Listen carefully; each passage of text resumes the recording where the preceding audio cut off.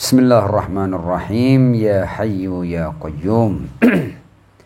Ya Hayyu Ya Qayyum birahmatika nastaghith fa'aghithna wa la takilna ila anfusina tarfata 'ainin abada wa aslih lana sya'nana kullah. Alhamdulillahi rabbil alamin bari'il khalaiqi ajma'in. Wassalatu wassalamu ala ashrafi wa afdali anbiya'ihi wa rusulihi habibihi wa najibihi wa safiyihi wa khiratihi ala khalqih al-mahmudil ahmad al-abdil muayyad al-mustafa al-amjad abil qasimil mustafa Muhammad. Allahumma salli ala Muhammad wa ali Muhammad wa ajil farajahum wa ala alihi at-tayyibin at-tahirin al-ma'sumin wa ashabihi al-muntajabin siyama baqiyatillahi fil aradin ajjalallahu ta'ala farajahu syarif wa ja'alna wa jami'al mu'minin wal mu'minat wal muslimin wal muslimat min adba'ihi wa junudi amma ba'd. Ikhwani wa akhwatil a'izza, assalamualaikum warahmatullahi wabarakatuh. Waalaikumsalam warahmatullahi wabarakatuh. Alhamdulillah, pada malam hari ini kita bisa melanjutkan kajian 40 hadis kita. Kita telah sampai pada hadis ke-29. Hadis yang temanya adalah wasiat Rasul kepada Al-Imam Ali bin Abi Thalib alaihi salam. Dan pertemuan kita untuk hadis yang ke-29 ini adalah pertemuan yang ketiga ya. Yang pertama sudah, yang kedua, dan ini yang ketiga. Seperti biasa kita akan merefresh seperti apa bunyi hadisnya, hadis ke-29, untuk kemudian kita masuk pada lanjutan daripada syarah Al-Imam Al-Khumaini qaddasallahu ta'ala sirrahu syarif. Riwayat dari Al-Imam Ja'far As-Shadiq alaihissalam, perawi sami'tu Abu Abdullah alaihissalam yaqul, perawi berkata, aku mendengar Abu Abdullah Al-Imam Ja'far As-Shadiq alaihissalam berkata, kana fi wasiyatin Nabi sallallahu alaihi wa alihi wasallam li Aliyin alaihi salam, dalam wasiat Rasul kepada Imam Ali alaihi salam, angqala, ketika Rasul berkata kepada Imam Ali, ya Ali, wahai Ali, usika fi nafsika bi khisalin, aku berwasiat untuk dirimu dengan beberapa sifat atau kriteria. Khisal, fahfadha anni, ya, maka jagalah pesan-pesanku itu. Kemudian beliau berkata, Allahumma a'inhu, ya Allah, berilah Ali pertolongan dan bantuan untuk menjalankan wasiat-wasiatku ini. Ammal ula, yang pertama, fasidku, jujur. Wala yakhrujanna min fika kidbatun abada, wahai Ali, kejujuran, jangan sampai keluar dari mulutmu satu dusta sekalipun. Wathaniyah, yang kedua, al-wara'u, wara' ya, itu ketakwaan yang sangat tinggi. Wala tashtari ala khiyanatin abada, jangan pernah engkau berani melakukan perbuatan khianat selama-lamanya. Wathalitha, yang ketiga, al-khawfu minallahi azza wajal, al-khawfu minallahi azza dzikruh, ya, takut kepada Allah. Seperti apa takutnya? Ka'annaka tarahu, seakan engkau melihatnya. Warabi'a, pesan yang keempat, kathratul buka'i min khasyatillah, ya, banyak menangis karena takut kepada Allah. Yubna laka bikulli dam'atin alfu baitin fil jannah, nanti dari setiap tetes itu akan dibangunkan untukmu 1000 rumah di surga. Wal khamisah, yang kelima, badluka malaka wa damak duna dinik, ya, persembahkan hartamu, darahmu, tapi jangan sampai engkau korbankan agamamu. Engkau boleh berkorban harta, boleh berkorban jiwa, tapi agama jangan. Wasadisa, atau maksudnya korbankan harta dan jiwamu untuk agama. Wasadisa, yang keenam, al-akhdhu bisunnati, mengikuti sunnahku dalam apa? Fi sholati wa shaumi wa shadaqati, dalam sholatku, puasaku, sedekahku, Amma sholat, adapun sholat fal khamsuna rakaah, 50 rakaat ya, itu sholat fardu dengan nafilah-nafilahnya. Wa amma siyam, adapun puasa selain Ramadan ya tentunya, fa thalathatu ayyamin fi syahr, maka 3 hari dalam 1 bulan. Al khamis fi awwalihi, Kamis pertama, wal arbi'a fi wasati, Rabu yang di tengah, wal khamis fi akhiri, dan hari Kamis terakhir dalam setiap bulan.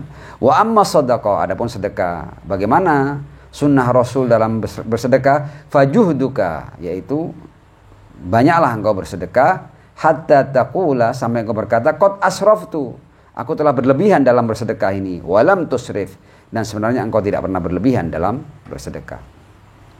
Wa alaika bisolatil lail, wa alaika bisolatil lail, wa alaika bisolatil lail, diulang 3 kali, hendaknya kamu melaksanakan sholat malam.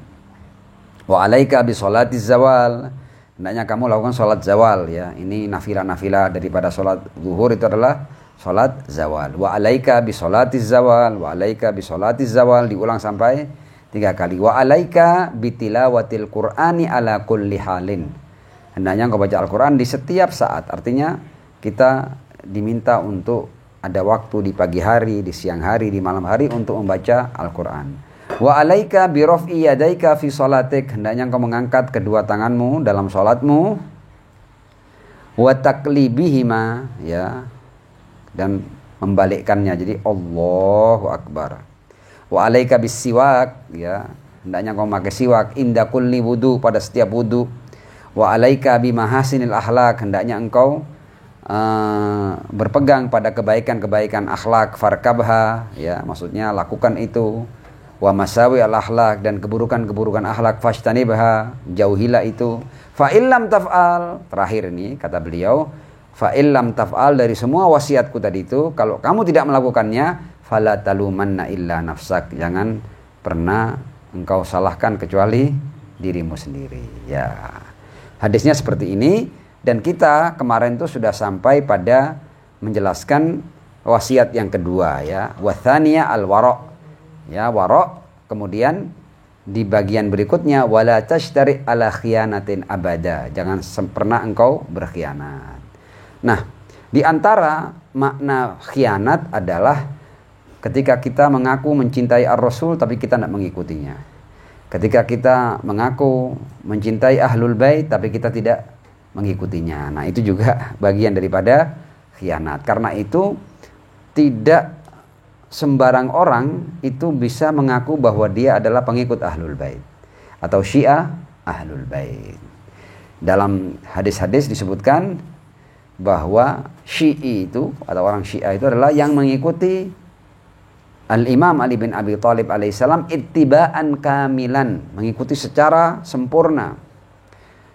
Karena itu sekedar dakwahan seseorang, saya syiahnya Ali ya, tanpa mengikuti beliau alaihissalam, itu sebenarnya tidak layak disebut sebagai mutasyayyi' atau syiah. Nah, Imam Khomeini kemudian mengingatkan kita ini jangan sampai tertipu. Kenapa? Karena ada banyak keinginan-keinginan kita itu, tapi keinginan yang sebenarnya dusta itu. Kadang-kadang ada orang, dia masih ingin makan ini dan itu, padahal dia sudah kenyang. Ya, seringkali kita itu ketika sudah penuh, tapi kita kadang-kadang melihat makanan sebelah sana, kita masih kepingin. Lihat makanan sebelah sana, kita masih kepingin. Padahal sudah kenyang, tidak mampu kita makan sudah. Nah, itu adalah keinginan-keinginan yang menipu. Ya. Nah, di antara yang menipu kita itu adalah kita merasa sudah mencintai Rasul, sudah merasa mencintai Ahlul Bait, sudah merasa mencintai Ali bin Abi Thalib. Seringkali kita tertipu dengan ini. Kita merasa bahwa kita telah mencintainya.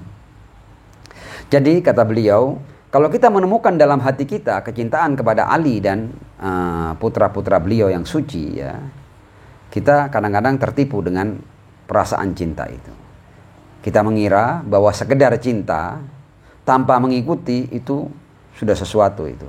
Memang cinta sendiri, ketika kita cinta kepada Ar-Rasul, kepada Ahlul Bait, itu sesuatu yang bagus ya.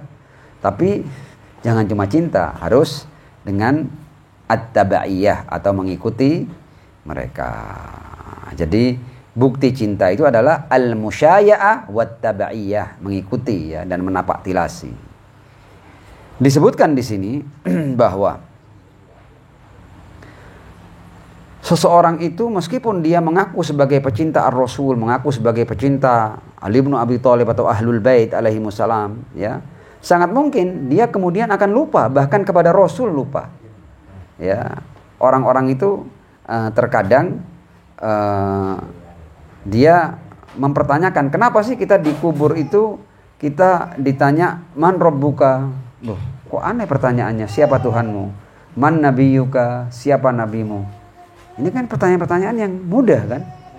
Nah, digambarkan dalam riwayat bahwa orang-orang yang mereka itu adalah ahli maksiat, ya, mereka itu akan diazab di neraka jahanam, dan bahkan mereka lupa dengan nama Rasulullah Shallallahu Alaihi Wasallam. Tidak ingat ya, jangan dikira kemudian kita mudah untuk mengingat nama Ar-Rasul Shallallahu Alaihi Wasallam.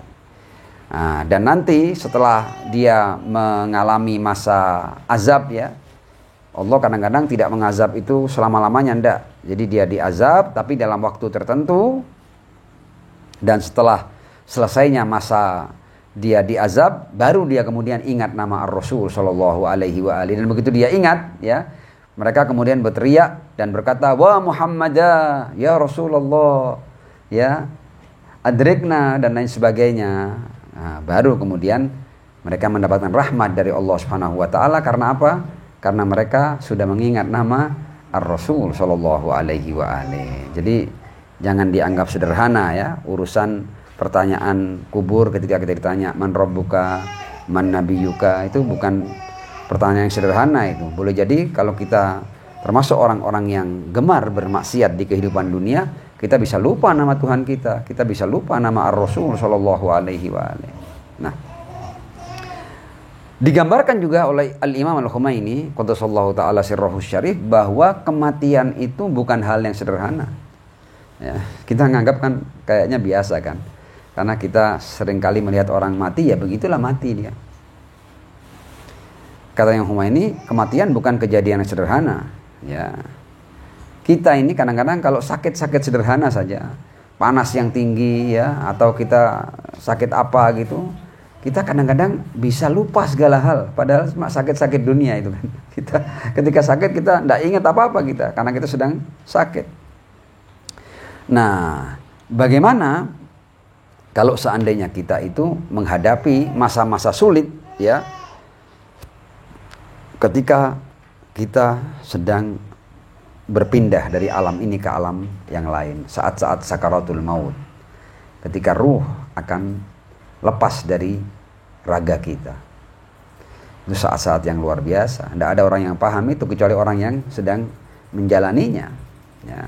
Dan kata yang Khumaini, itu adalah saat-saat yang luar biasa, bukan main itu, ya. Karena itu kita diminta untuk memegang amanat. Amanat ketika kita mengatakan kita cinta kepada Allah, kita cinta kepada Ar-Rasul, kita cinta kepada Ahlul Bait alaihimussalam, itu kita harus jujur dalam cinta kita. Jangan cuma kita mengatakan cinta tapi kita tidak jujur. Artinya kita cinta tapi kita tidak mengikuti, ya. Jadi kita ingat Allah, zikir dan lain sebagainya, itu sebenarnya yang Allah maukan bukan kita cuma ingat. Kadang orang dengan mudah mengatakan subhanallah, walhamdulillah, wala ilaha illallah, wallahu akbar. Kadang-kadang istighfar, astaghfirullah, tapi dia tidak patuh sama perintah dan larangan Allah. Istighfar jalan, maksiat juga berjalan. Nah, ini kita tidak jujur dengan cinta kita. Kita tidak jujur dengan zikir kita. Ya. Karena itu dalam sebuah syair yang dinisbatkan kepada Al-Imam Ja'far As-Shadiq alaihissalam, Imam Ja'far pernah berkata seperti ini, ta'sil ilaha wa anta tudhiru hubba. Sementara engkau bermaksiat kepada Allah, pada saat yang sama engkau mengatakan bahwa aku cinta kepadamu ya Allah. Loh, kata beliau, hadza la'amruka fil fi'ali badi'u. Ini dalam dunia perilaku aneh ini. Kamu katakan cinta tapi kamu tidak taat, tidak patuh. Ini cintamu orang mendengarnya aneh ini. Mana bukti cintamu? Kok bisa kamu mengatakan cinta kepada Allah tapi kamu tidak patuh pada perintahnya, tidak meninggalkan larangan-larangannya, ya. Beliau melanjutkan, laukana hubbuka shadiqa la ata'ta. Seandainya cintamu itu jujur, ya, maka kamu akan taat kepadanya. Innal muhibba liman yuhibbu muti'u, ya. Orang yang cinta itu kepada yang dia cintai pasti dia akan patuh dan taat. Artinya ketika kita mengatakan kita cinta kepada Allah, cinta kepada Ar-Rasul, cinta kepada Ahlul Bait, buktinya adalah ketika kita mengikuti mereka. Shallu ala Muhammad wa ali Muhammad. Allahumma shalli ala Muhammad wa ali Muhammad. Wa'ajjil farajahum. Nah, tapi kalau sekedar kita ngomong cinta, tapi kemudian kita tidak mengikuti mereka, boleh jadi cinta kita itu cinta yang palsu, cinta dusta. Bahkan kita berkhianat dengan cinta kita. Seharusnya cinta itu mendatangkan kepatuhan dan ketaatan.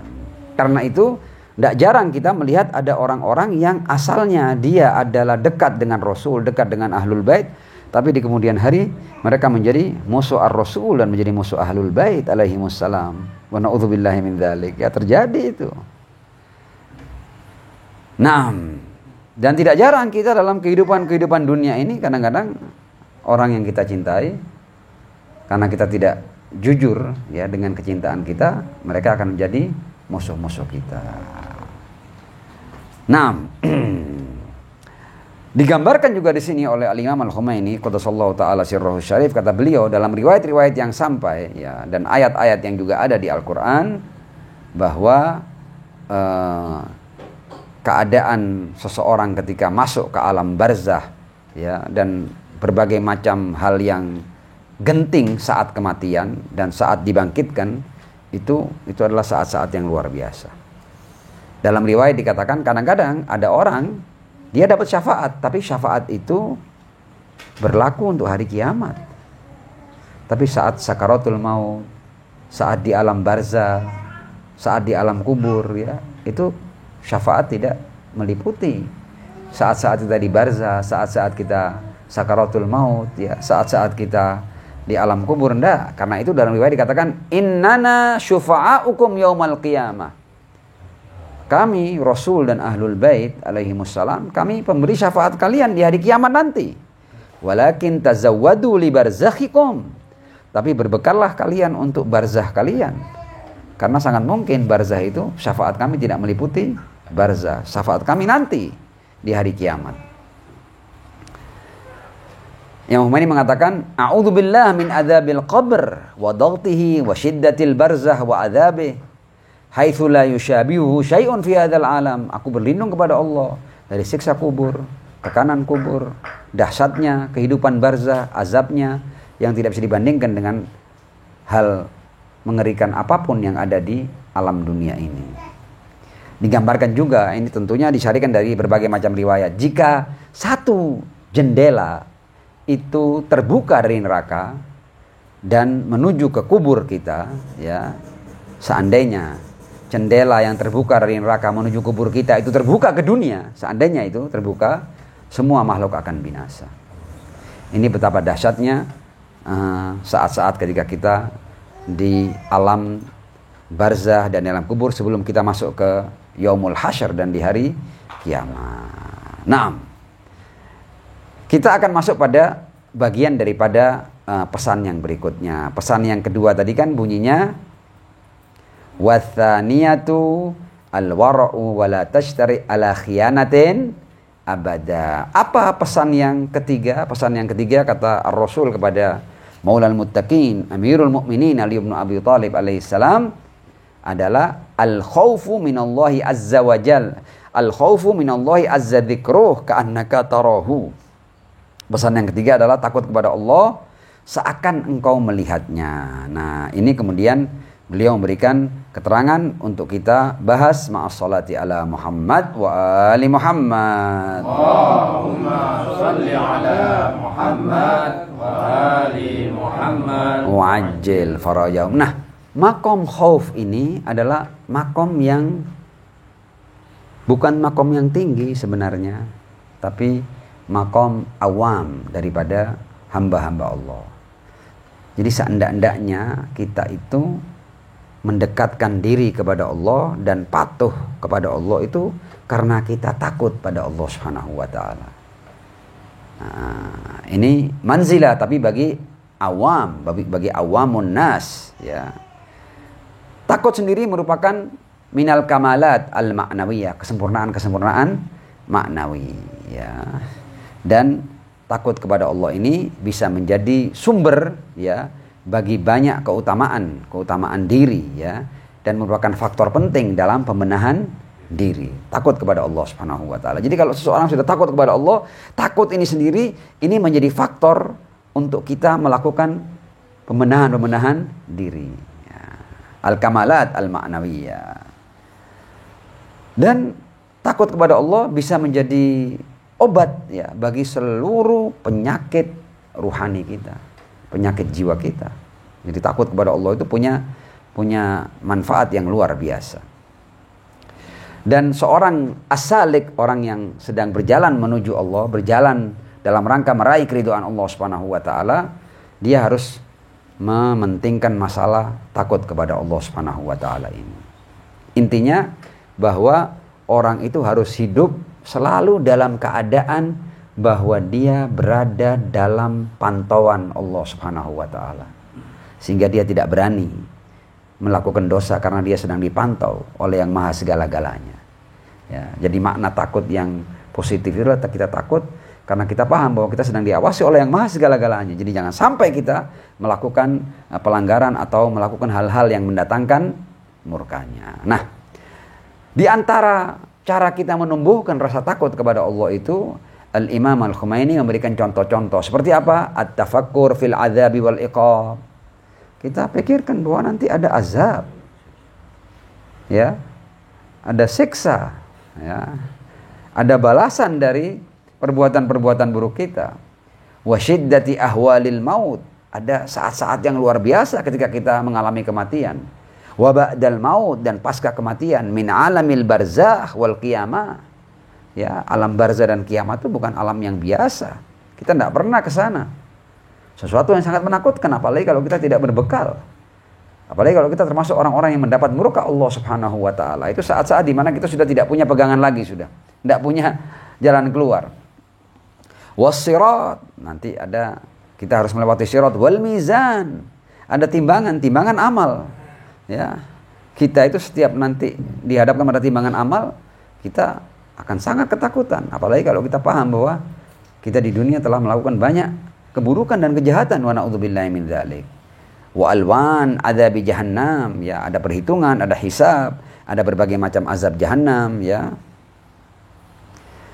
Intinya kita diminta untuk melakukan perenungan terhadap hal-hal yang akan kita hadapi, dari mulai saat-saat sakaratul maut, saat dikubur, saat barzah, saat hasyar, saat kiamat, saat hisab, saat mizan, ya, saat sirat, ya.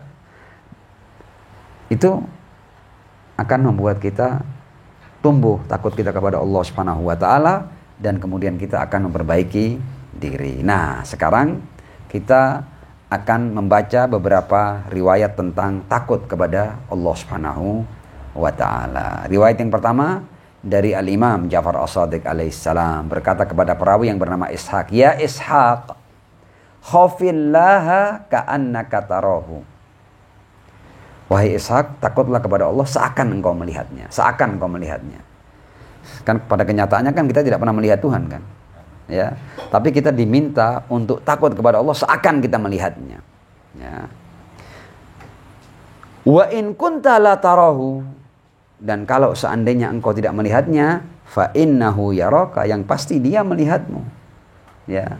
Kenapa kita tidak melihat Allah? Karena kita terbatas. Kita yang terbatas tidak mungkin menjangkau yang tak terbatas. Sementara yang tak terbatas pastilah dia menjangkau secara sempurna yang terbatas. Jadi kita diminta untuk takut kepada Allah seakan kita melihatnya.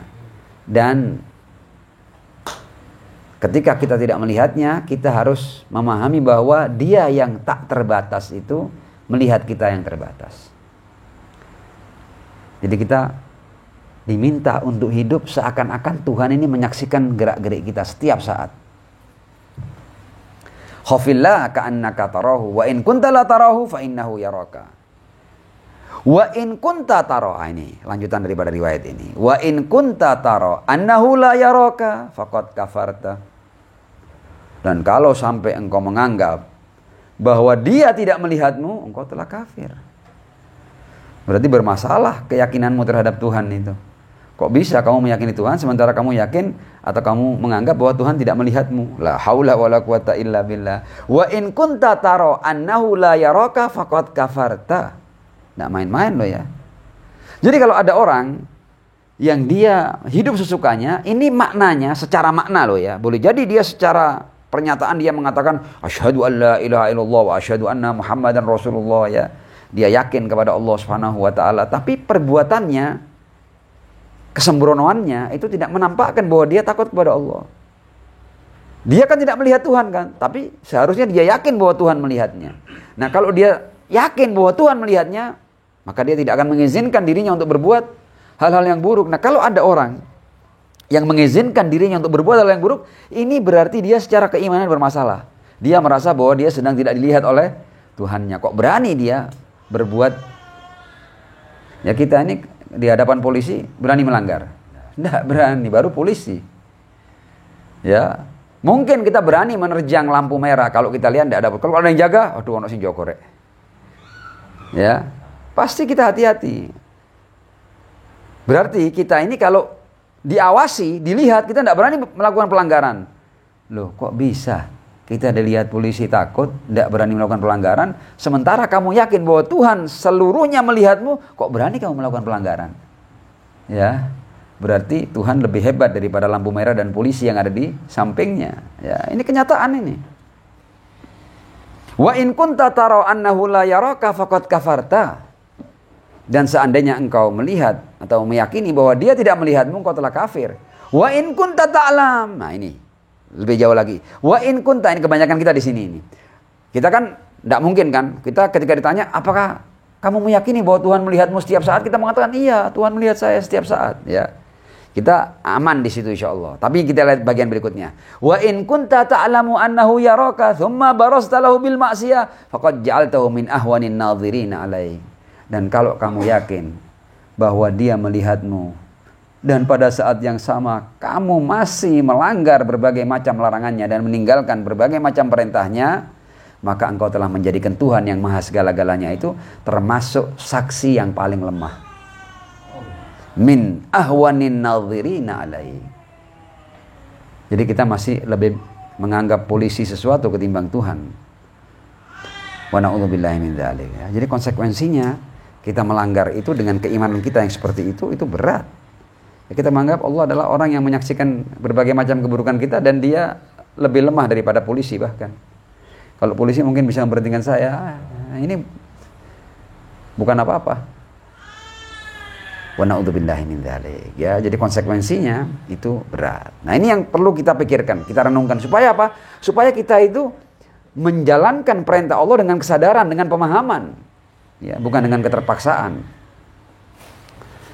Naam, sallu ala Muhammad wa ali Muhammad. Allahumma salli ala Muhammad wa ali Muhammad. Wa ajil farajahum. Padahal kalau kita kembali kepada kekuasaan dan keagungan Allah Subhanahu wa taala, Allah itu dia berkuasa penuh baik di alam mulk maupun di alam malakut. Dia mengendalikan semuanya.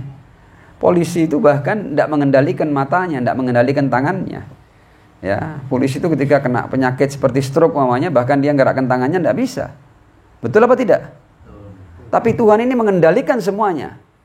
Tuhan yang kamu meyakini bahwa dia melihatmu dan kamu tetap melanggar berbagai macam larangannya atau meninggalkan berbagai macam perintahnya, itu dia menguasai semua dan segala sesuatu.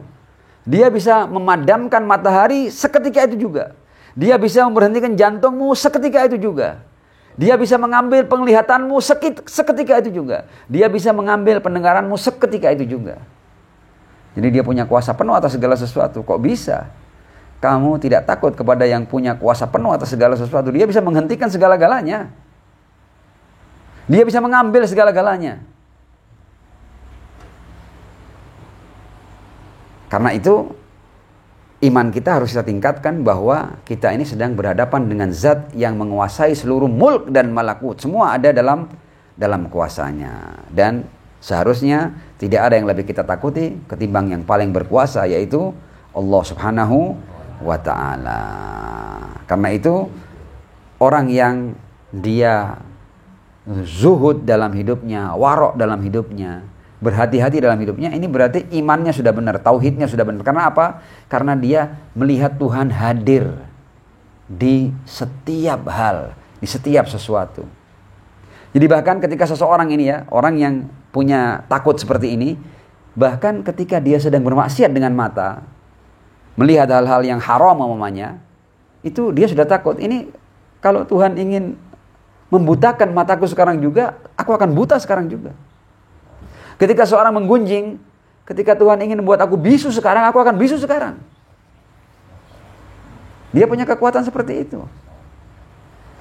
Nah, jadi kita diminta dalam hal takut kepada Allah, kita takut secara huduri, bahwa dia hadir di setiap hal. Dia bisa menghentikan langkah kita kapan saja, anytime. Ya. Al-Imam Ja'far As-Shadiq alaihissalam menjelaskan masalah ini dengan keterangan seperti ini. Kata beliau, "Ma ra'aitu syai'an illa wa ra'aitu Allah ma'ahu aw fihi." Aku tidak melihat sesuatu kecuali aku juga melihat Tuhan di situ. Semuanya ada kuasa Tuhan. Jadi Tuhan punya kendali atas segala sesuatu. Bahkan ketika kita melihat ada daun yang jatuh, daun itu Tuhan punya kemampuan untuk menghentikan sehingga dia tidak jatuh. Padahal berapa lama sih daun ketika terpisah dari tangkainya itu untuk kemudian jatuh? Tapi Tuhan punya kemampuan untuk menahan agar tidak jatuh. Dan bahkan punya kemampuan untuk mengembalikan yang jatuh menempel kembali. Untuk membuat daun kering yang sudah hancur dimakan tanah untuk kembali hijau segar, menempel di tangkainya. Sangat punya kemampuan itu semuanya. Jadi ma ra'aitu syai'an, katanya Ja'far, aku tidak melihat sesuatu illa wa ra'aitu Allah ma'ahu wa fi, kecuali aku melihat Tuhan bersamanya atau di dalamnya. Wa tankashifu alaihi haqiqatu kuntu sam'ahu wa basarahu wa yadahu al-mutakhat min at-takrib bin nawafil. Ya, dalam riwayat dikatakan bahwa ketika seseorang itu mendekatkan dirinya kepada Allah dan dia tidak hanya berhenti pada sholat-sholat fardu, dia tambah dengan sholat-sholat mustahab, Allah bahkan berkata kepadanya, kalau kamu mencintai aku seperti itu, ya, engkau tambah yang wajib dengan yang mustahab, sangat mungkin engkau akan melihat dengan mataku, engkau akan mendengar dengan pendengaranku, engkau akan melihat dengan penglihatanku, dan engkau akan seakan-akan engkau bergerak dengan kuasaku. Allah Subhanahu wa ta'ala mampu memberikan hal itu kepada hambanya, sama seperti yang diberikan kepada Isa alaihissalam. Sehingga Isa bisa meniupkan ruh, bisa menghidupkan yang mati, bisa menciptakan burung dari tanah dan lain sebagainya. Itu di Al-Quran ada. Jadi sangat mungkin seorang hamba itu diberi kekuatan ilahi seperti Isa alaihissalam. Ya. Karena itu kata Imam Ja'far, aku tidak melihat sesuatu kecuali aku melihat Tuhan di dalamnya dan bersamanya. Dia yang memegang kendali segala-galanya. Jadi takut kepada Allah adalah ketika seseorang melihat Allah itu hadir di semua tingkatan keberadaan. Di semua tingkatan keberadaan. Nah, ya. Jadi pemahaman ini memang ada yang orang paham secara ilmu, ada orang yang paham secara iman saja, ada orang yang paham secara ainan, ada orang yang tingkatnya semakin tinggi, dia memahami secara syuhudi, dia memang memahami bahwa Tuhan sedang menguasai semua ini. Tapi mungkin kita cukup dengan ilmu, cukup dengan iman. Kita bahkan tidak perlu bukti untuk itu. Kita sudah mengimaninya, sudah meyakininya dengan bukti-bukti ilmu dan rasio yang sudah sampai kepada kita. Tapi keyakinan ini bisa meningkat, ya, bisa keyakinan yang dasarnya ilmu, bisa keyakinan yang dasarnya iman, bisa keyakinan yang dasarnya kita melihat, bisa keyakinan yang dasarnya adalah syuhud, dan itu sesuai dengan tingkatan-tingkatan hamba. Semakin dekat kita dengan Allah, maka semakin tinggi tingkat pemahaman kita akan kuasa Allah terhadap segala sesuatu. Sallu ala Muhammad wa ali Muhammad. Allahumma salli ala Muhammad wa ali Muhammad. Wa ajil farajahum. Karena itu hamba-hamba Allah ini itu mereka bertingkat-tingkat dalam hal memahami hudurul khaliq, hadirnya Tuhan dalam keberadaan ini. Tingkatan orang beda-beda. Kata Imam Humaini, fa innal mu'minin wal muttaqin yura'una hudurahu jalla wa ala bimtithalil awamir wa tarkin nawahi. Orang-orang mukmin, orang-orang yang bertakwa itu dia menghargai hudurul khaliq, kehadiran Tuhan itu dengan apa? Dengan dia jalankan berbagai macam perintah dan meninggalkan berbagai macam larangannya. Itu golongan al-mu'minun dan al-muttaqun. Lebih tinggi lagi, wal majdzubin. Ada orang yang tingkatnya lebih tinggi lagi. Majdzubin. Kalau tadi siapa? Mukminin wal muttaqin. Mukminun, muttaqun. Dia sedemikian mengimani hudurul khaliq sehingga dia tidak berani meninggalkan perintah dan tidak berani menerjang larangan. Dia taat kepada untuk menjalankan semua perintah dan menjauhi segala larangan. Itu al-mu'minun wal muttaqun. Ada kelompok lain namanya al-majdzubin. Wal majdzubin bi adamil iltifat ilal ghair. Kalau majdzubin, dia sudah tidak melihat selain Tuhan dia. Ya, wal inqita'at tam al-kamil an ghairi. Dia sudah sampai pada keterputusan total kepada selain Allah Subhanahu wa taala. Jadi dia tidak pernah tertipu oleh dunia, tidak pernah ditakuti oleh ancaman, tidak pernah. Dia sudah tidak pernah melihat ada sesuatu yang berharga selain Allah Subhanahu wa taala. Itu majdzubin. Ya. Kemudian di atasnya lagi wal auliya al kummalin, para kekasih Allah yang sempurna, binafyil ghair wa izhaqil ananiyah, bahkan dia sudah tidak melihat dirinya. Ya. Kalau majdzubin dirinya masih ada, tapi dirinya ini tidak melihat kecuali Allah Subhanahu wa taala. Tapi al-auliya al-kummalin bahkan dia sudah tidak melihat dirinya.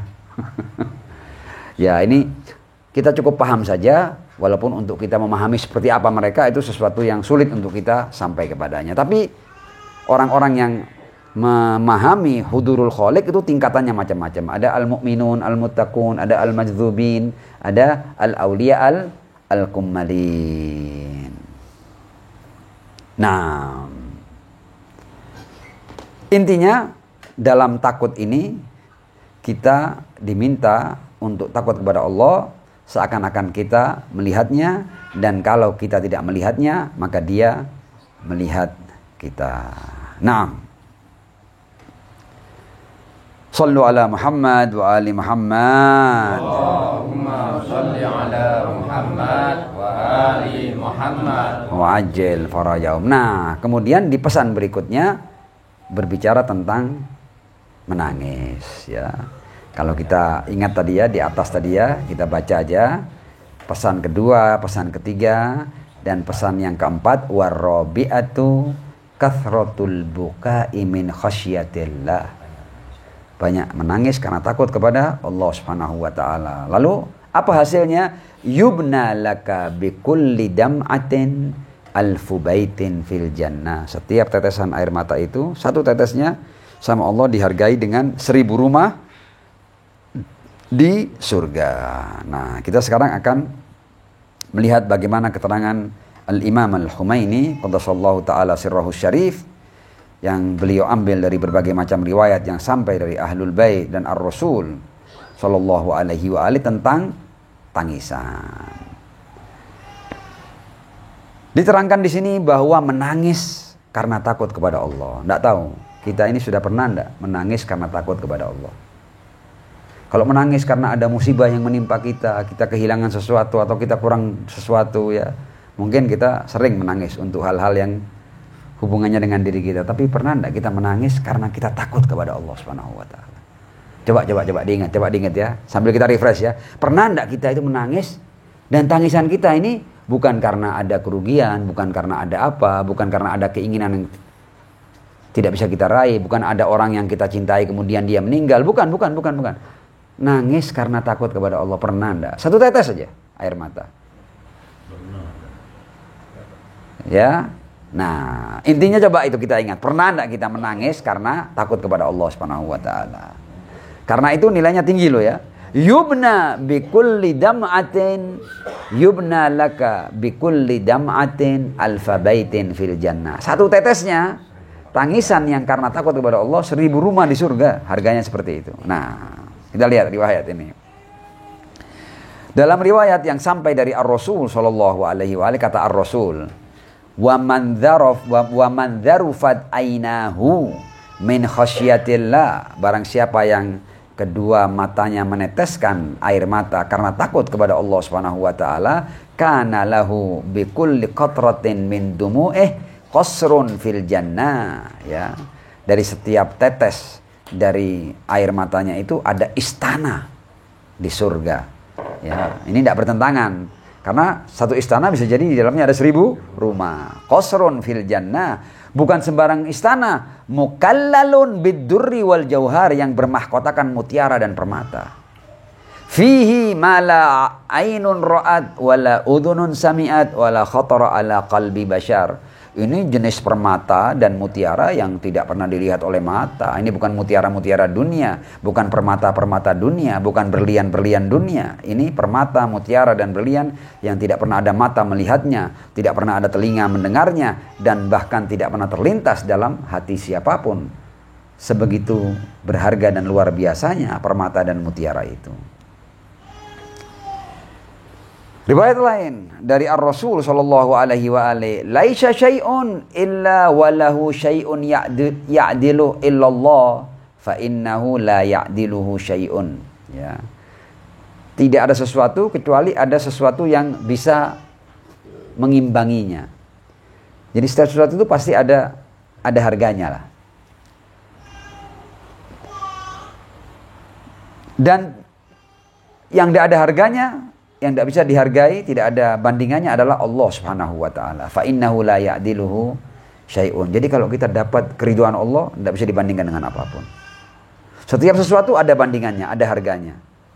Yang tidak ada nilainya sesuatu yang terkait dengan Allah Subhanahu wa taala, tidak ada nilainya itu. Fa innahu la ya'diluhu syai'un. Wa la ilaha illallah la ya'diluhu syai'un. Jadi tiada Tuhan selain Allah, itu tidak ada bandingannya. Kemudian apalagi yang tidak ada bandingannya? Ini wadam'atun, ya. Bayangkan untuk menjelaskan air mata ini, tadi yang tidak ada bandingannya itu adalah Allah Subhanahu wa taala. Yang tidak ada bandingannya itu la ilaha illallah, tidak ada bandingannya. Dan mau tahu lagi apa yang tidak ada bandingannya?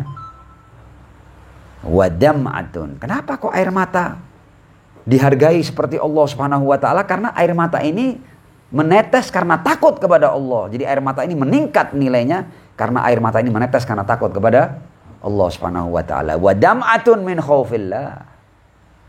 Dan air mata karena takut kepada Allah. Fa innahu laisa laha mithqal.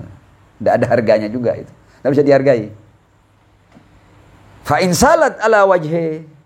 Kalau sampai air mata karena takut kepada Allah itu menetes di wajah seseorang, lam yarhaqhu qatarun wala dhillatun ba'daha abada. Kalau air mata itu sampai menetes, air mata karena takut kepada Allah, niscaya dia tidak akan ditimpa kemiskinan baik di dunia maupun akhirat, atau kehinaan lagi setelahnya selama-lamanya. Allahu akbar. Air mata yang menetes karena takut kepada Allah, ini nilainya, orang yang mengalami ini dia tidak akan pernah miskin dan tidak akan pernah terhina setelah ini selama-lamanya. Allahu akbar. Ya, fa in salat ala wajhi lam yarhaqhu qatarun wala dhillatun ba'daha abada. Sallu ala Muhammad wa ali Muhammad. Allahumma salli ala Muhammad wa ali Muhammad. Wa ajil farajahum. Dan ini bukan hal yang mustahil untuk kita dapatkan. Kita bisa manfaatkan waktu di malam hari, di tengah malam ketika semua tidur, kita bangun dari tidur, kita ambil air wudhu, kita cari tempat yang sepi, kita melakukan sholat malam, dan di saat itu kita berkeluh kesah kepada Allah Subhanahu wa taala, dan kita ingat berbagai macam dosa yang pernah kita lakukan, kita minta ampun Dan kalau di saat-saat kita minta ampun kemudian menetes air mata karena takut kepada Allah, ya Allah, aku takut akan azabmu, aku takut akan siksamu, aku takut akan hukumanmu, aku takut untuk tidak mendapatkan ridhomu, aku takut terlempar dari rahmatmu. Kalau seandainya di saat-saat itu kita bisa meneteskan air mata, kata riwayat, fa in salat, kalau sampai mengalir air mata itu ke wajahnya, lam yarhaqhu qatarun wala dhillatun ba'daha abada. Nah, riwayat lain.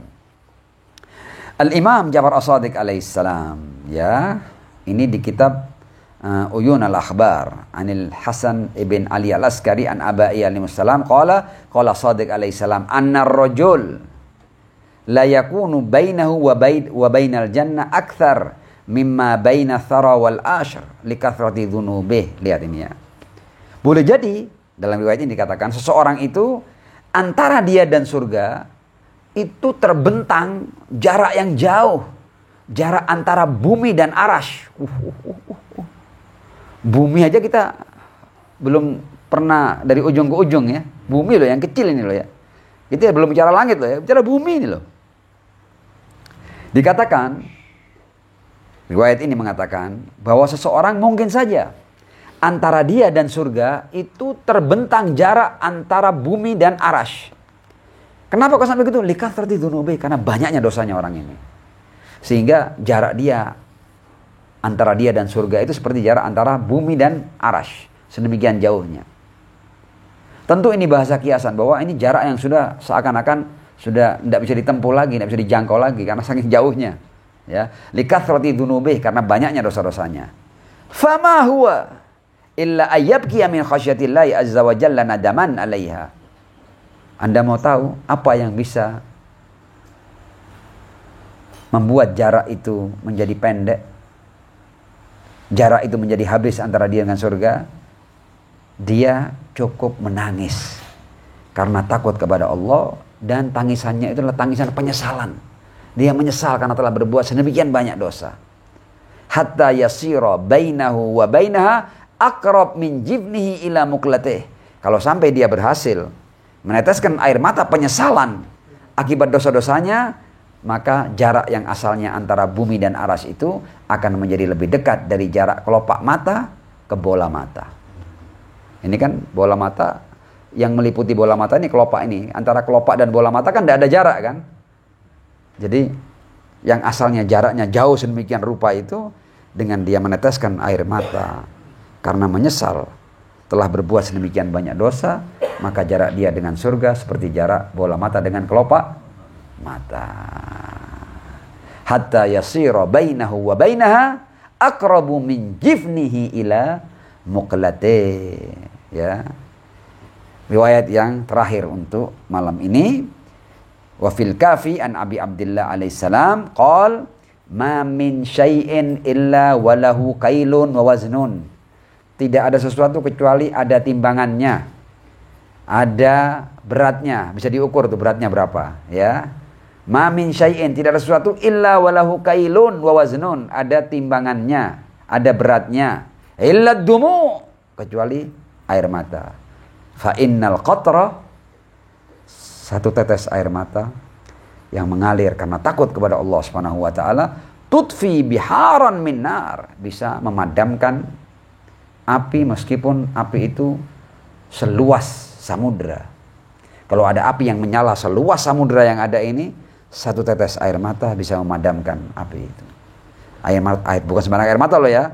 Air mata yang menetes karena takut kepada Allah Subhanahu wa taala. Tutfi biharan min nar.